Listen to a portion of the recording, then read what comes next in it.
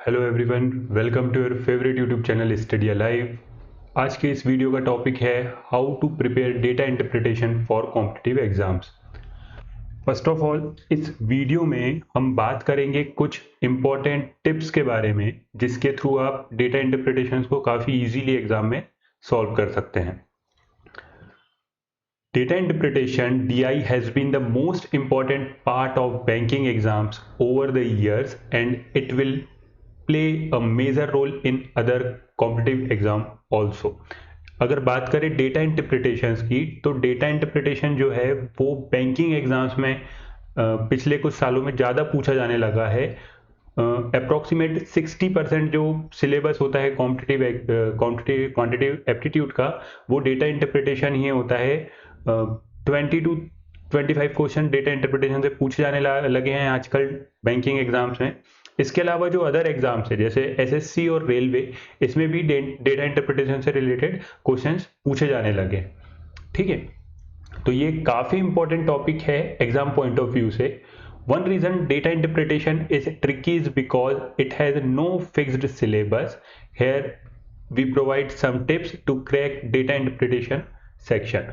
अब data interpretation इतना ज़्यादा क्यों पूछा जा रहा है एग्जाम में, इसका एक मेन रीज़न ये है कि ये काफ़ी ट्रिकी है। मतलब इसका अगर आप सिलेबस देखेंगे तो ये काफ़ी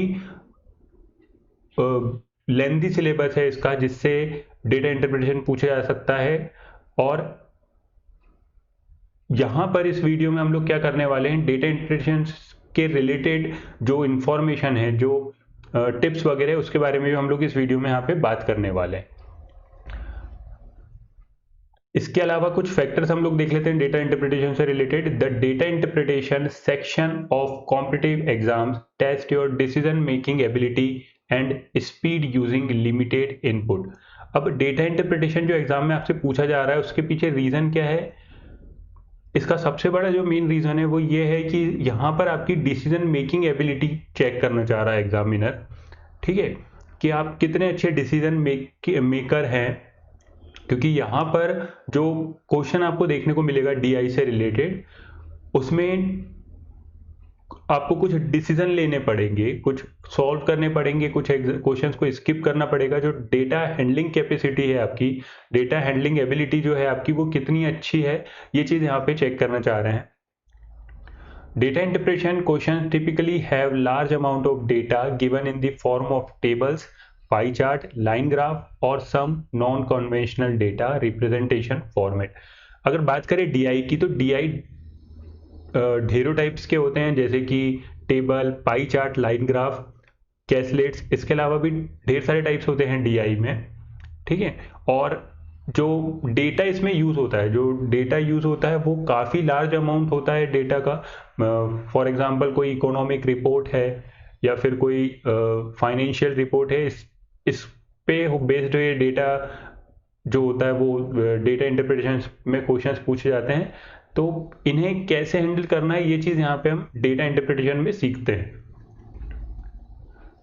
the question are calculation heavy and typically test your approximation abilities.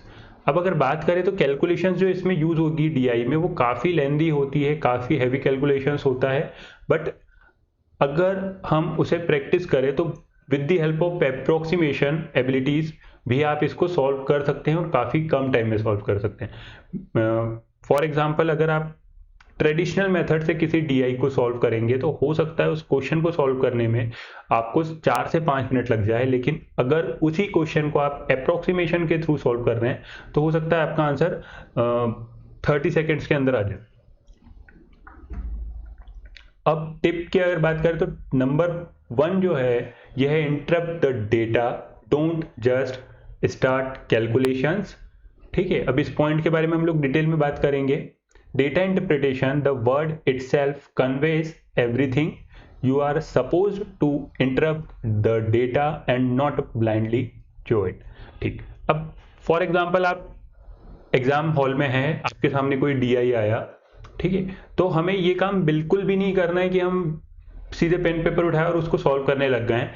सबसे पहला आपको काम ये करना है कि उस डेटा को आपको समझ में आना चाहिए, वो अंडरस्टैंडिंग काफ़ी इंपॉर्टेंट है। उस जो डेटा इंटरप्रिटेशन पूछा गया है, जो सवाल आपसे पूछा गया है, सबसे पहले आपको वो अप्रोच फाइंड करना है जिसके थ्रू आप उसको काफी इजीली और काफी कम टाइम में सॉल्व कर सके। ठीक है,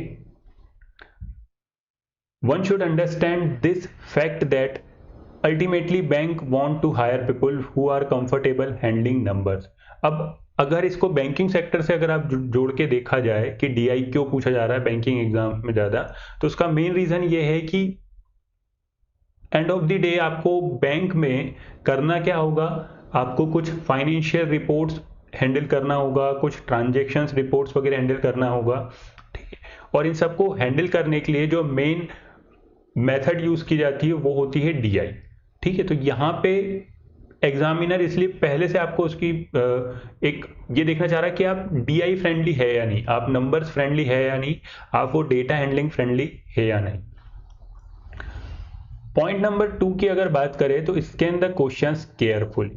ठीक है, it is very important that you read the data carefully. जब भी आपके सामने कोई क्वेश्चन आएगा, फर्स्ट थिंग जो आपको करना है उस डेटा को, उस क्वेश्चंस को केयरफुली आपको ऑब्जर्व करना है, आपको रीड करना है कि पूछा क्या गया है, बताया क्या गया है और हमें फाइंड क्या करना है। Generally each set of data interpretation questions contains some easy questions, some medium difficulty level questions and few difficult questions. So there will be at least of couple of easy questions in each set which can be mark fetch. अब अगर आप किसी भी DI की बात करें तो होता यह है डीआई में कि आपको 5 क्वेश्चंस देखने को मिलेंगे। उन 5 क्वेश्चंस में से कुछ क्वेश्चंस ऐसे होंगे जो इजी होंगे, कुछ क्वेश्चंस ऐसे होंगे जो मीडियम लेवल के होंगे और कुछ क्वेश्चंस ऐसे होंगे जो हाई लेवल के होंगे। ठीक है, तो ये ओवरऑल ये सिनारियो आपको यहाँ पे एग्जाम में देखने को मिलेगा, इजी, मॉडरेट एंड। आप एग्जाम में ये कर सकते हैं कि आप इजी और मॉडरेट को ट्राई कर सकते हैं और जो हाई लेवल क्वेश्चंस वहाँ पे आपको देखने को मिल रहे हैं उन्हें आप स्किप भी कर सकते हैं।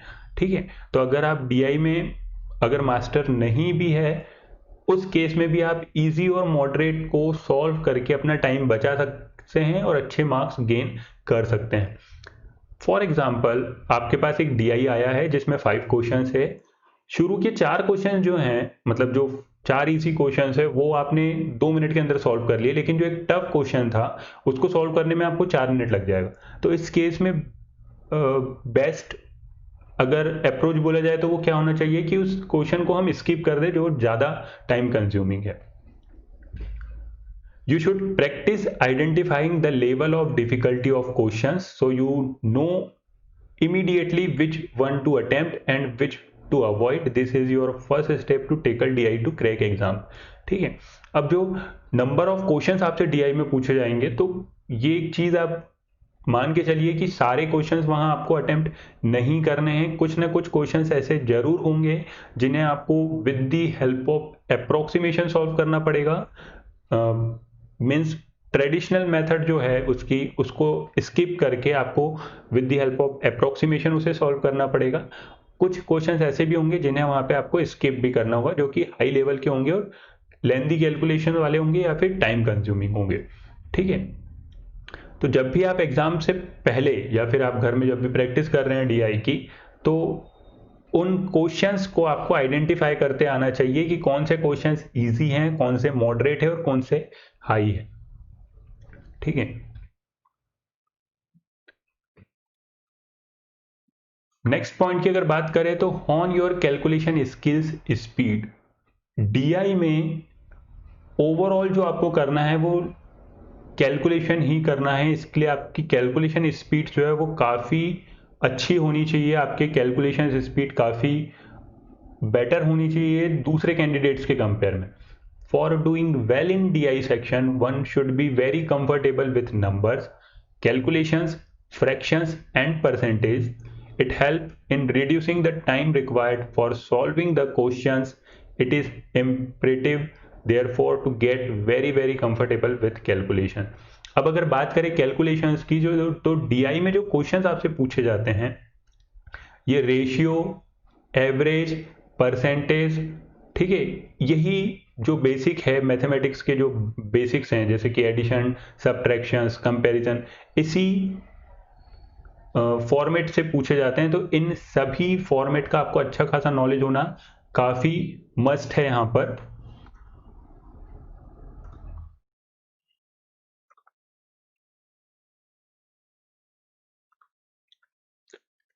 उसके बाद try to develop shortcut techniques and approaches that will help you calculate in your head.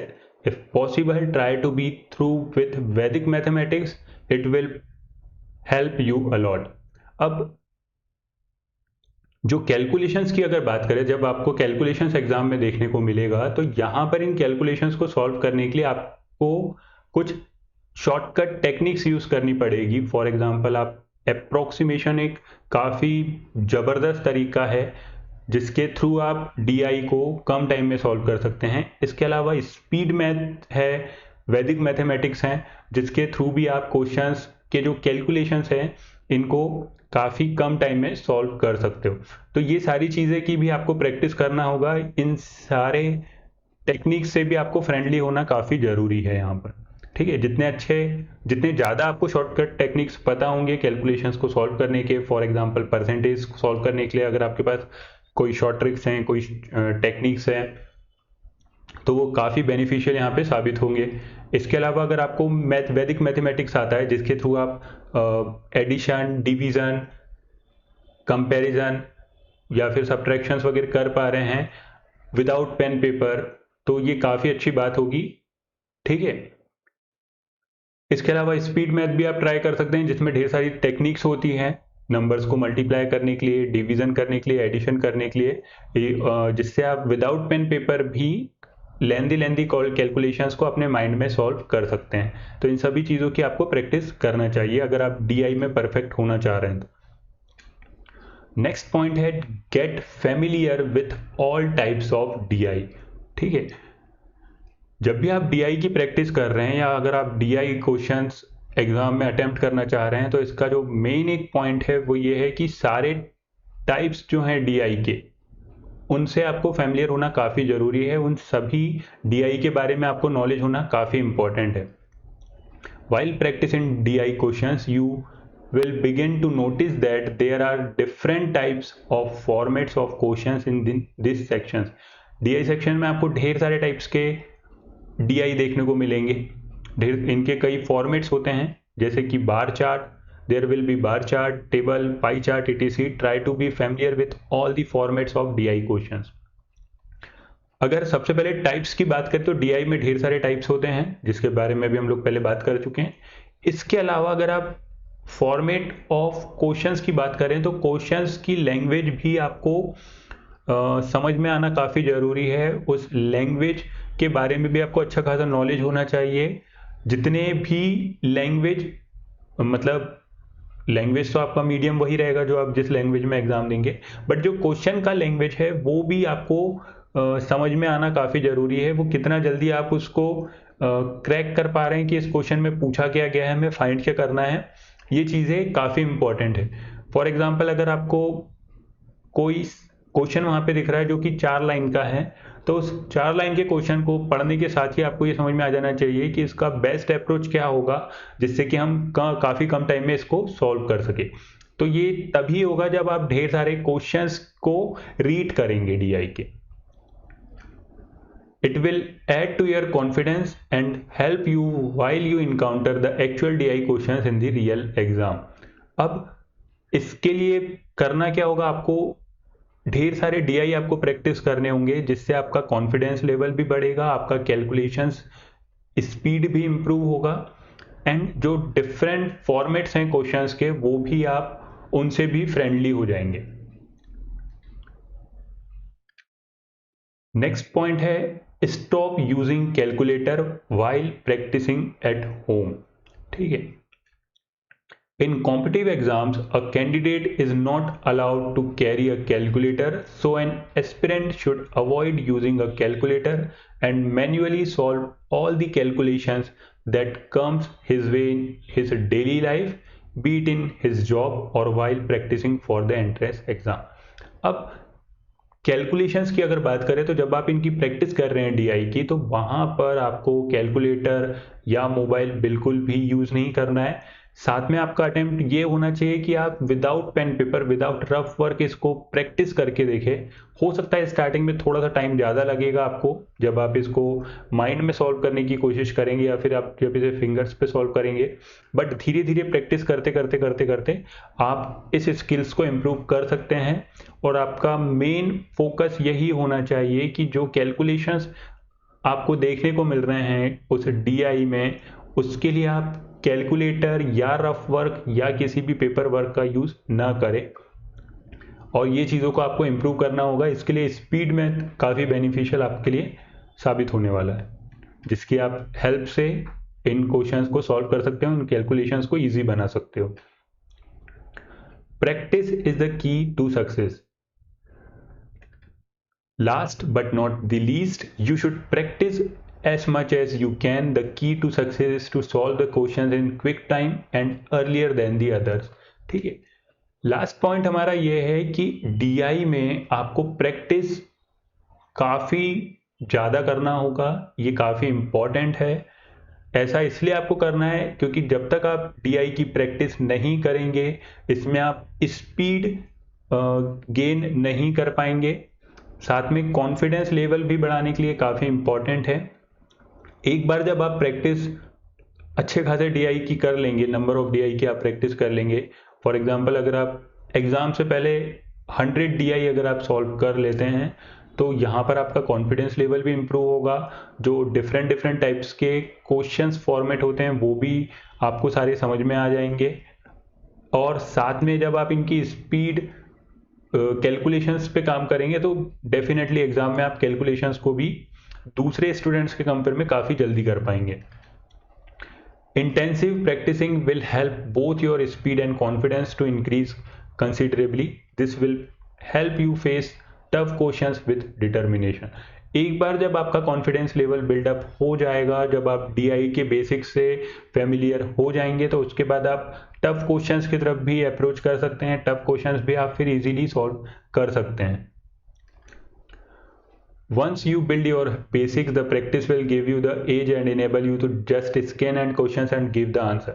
ठीक, ढेर सारे क्वेश्चंस जब आप प्रैक्टिस कर लेंगे तो इसके बाद आपको इसका एक बेनिफिट ये होगा कि क्वेश्चंस आपको समझ में आने लगेंगे। सिर्फ क्वेश्चंस रीड करते बराबर आप एक अप्रोक्सीमेट आंसर तक पहुंच जाएंगे कि इसका ऑप्शंस, इसके कौन कौन से आंसर हो सकते हैं। ऑप्शंस आप वहां पे टर्मिनेट करने लग जाएंगे। आउट ऑफ 5 ऑप्शंस आप ये चीज़ आइडेंटिफाई कर लेंगे काफ़ी इजीली कि ये 3 आंसर ऐसे हैं जो कि इसके नहीं हैं, या फिर आंसर इन 2 या 3 में से ही कोई एक होगा। तो वहाँ पर जब आप ढेर सारे क्वेश्चंस की प्रैक्टिस कर लेंगे तो ऑप्शंस भी टर्मिनेट आप करने लगेंगे। तो ये सारी चीज़ें हैं जिसके थ्रू आप डीआई में अपनी पकड़ बना सकते हैं, अपने डीआई को इम्प्रूव कर सकते हैं और क्वेश्चंस एग्जाम में सॉल्व कर सकते हैं। ठीक है, इससे रिलेटेड अगर आपकी कोई भी क्यूरीज है, कोई भी फीडबैक है, तो आप उसे कमेंट बॉक्स में ज़रूर बताइए।